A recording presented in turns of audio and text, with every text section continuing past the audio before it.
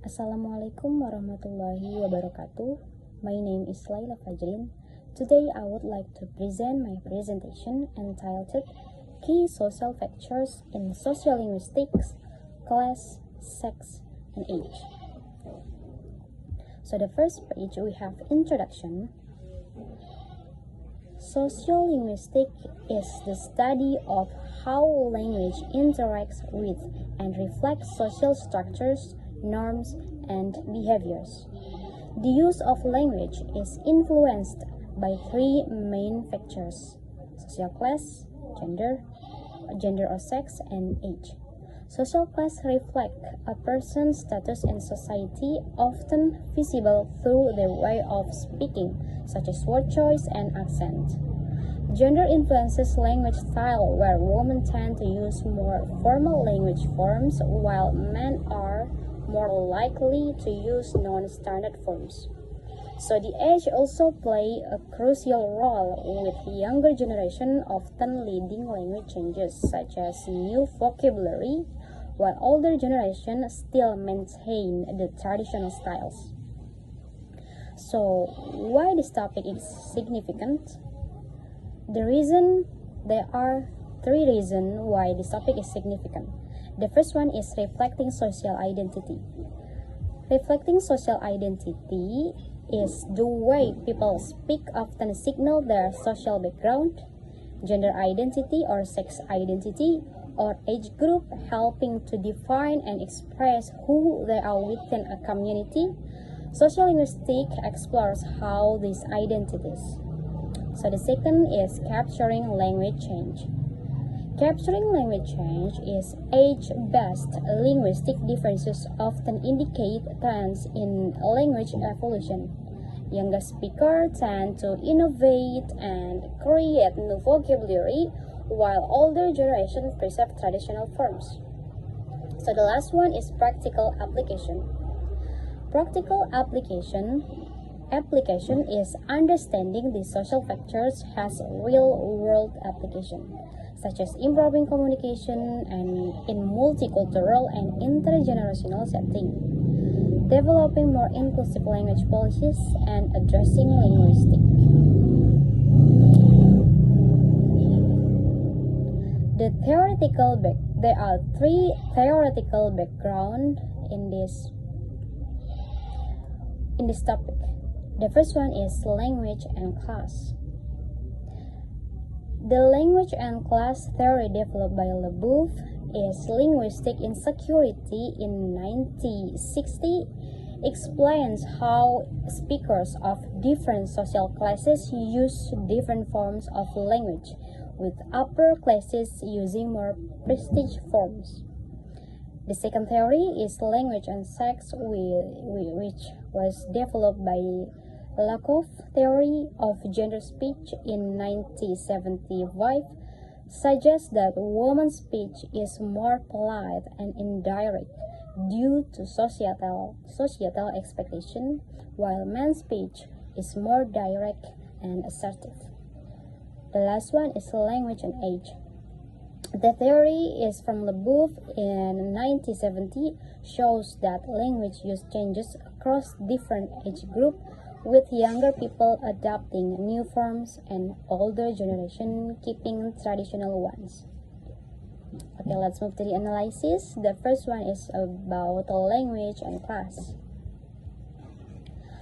Social class was determined by factors such as occupation, income, and education, represented hierarchy that differentiated classes.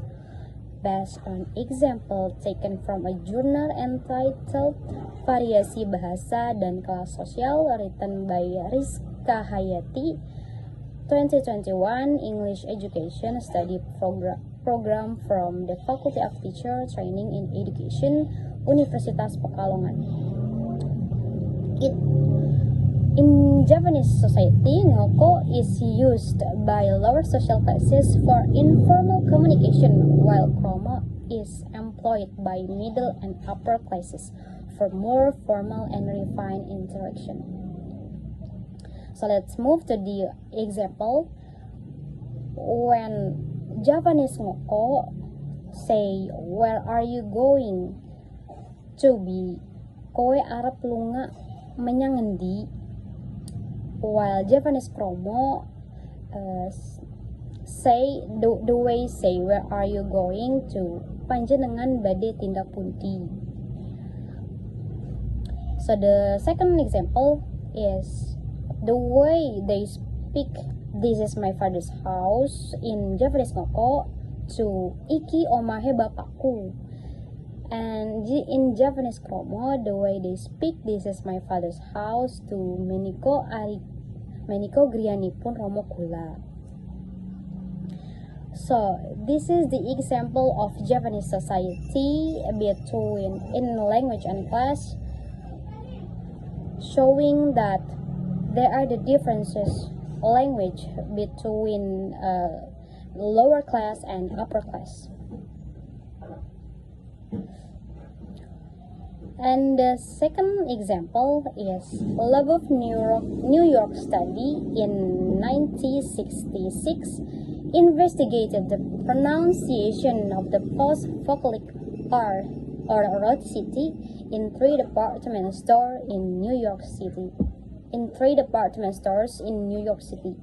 The first one is Saks Fifth Avenue, which mostly with the higher class people, and Macy's middle class people, and S Klein mostly with working class people. He wanted to see how social class influenced language, specifically whether people from different social classes pronounced the R sound differently in words like food, full.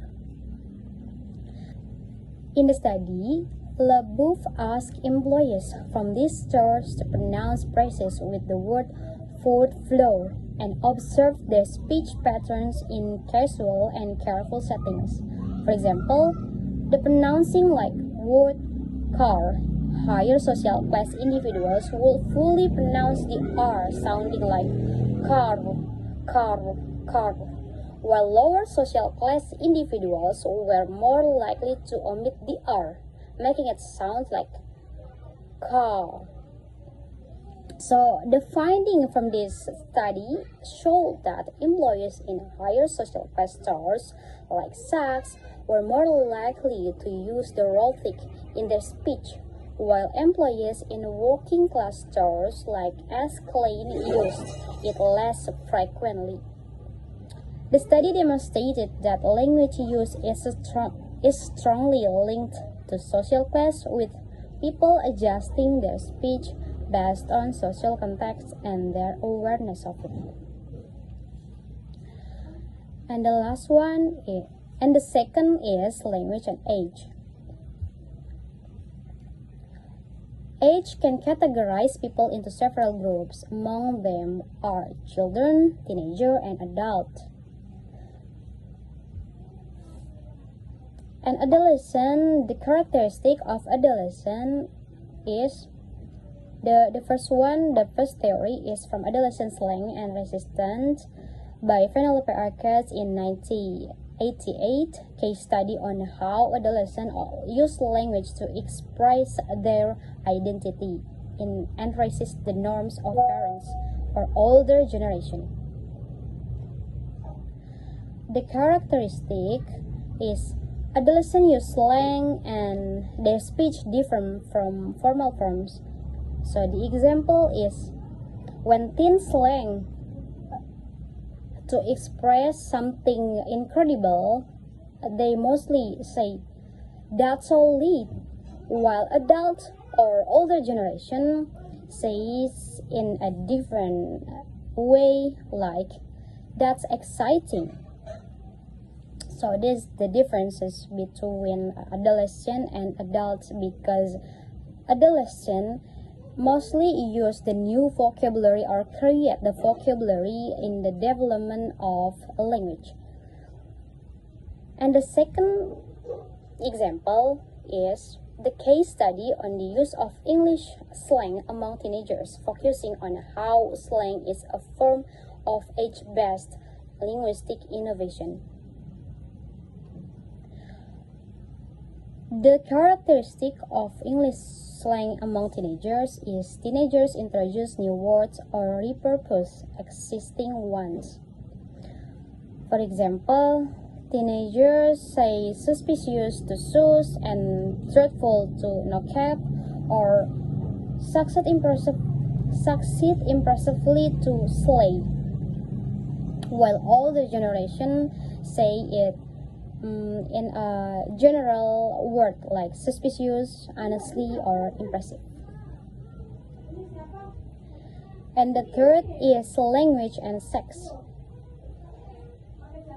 According to sociolinguist Robin Lakoff, these differences are not just about biological sex, but also about social expectation and cultural norms. Lakoff identifies several key features that characterize the way women tend to speak. The characteristic of women's language: they are most likely use more hedges and use of intensifier, greater use of tactuation, and speech politely and more formal with a more formal vocabulary, while men are using commands and less polite and less likely to use hedging or intensifiers in the conversation. So let's move to the example. While women ask for something or ask for help, they tend to use the sentence like, "Could you please help me with this? I'm not sure how to do it." While men say it directly or with a short sentence like, "Help me with this." It's really different because men say it less polite and directly. And then the second example is when women say to say apologize to someone, they tend to say like, "Sorry, I didn't mean to interrupt you." But men are more likely to say, "Excuse me, I need to speak." There is the difference between women and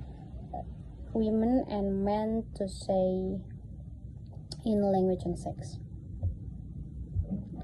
So the conclusion is, language is shaped by social factors such as class, sex, and age. These factors influence how individuals speak and express their opinion or themselves and interact with others. The three key factors like social age, class, and sex is represent what the people it is, what they are it is based on the language, or how they use the language based on the age, sex and gender, sex and age, based on the class, sex, and age. Okay, thank you for your attention. Assalamualaikum warahmatullahi wabarakatuh.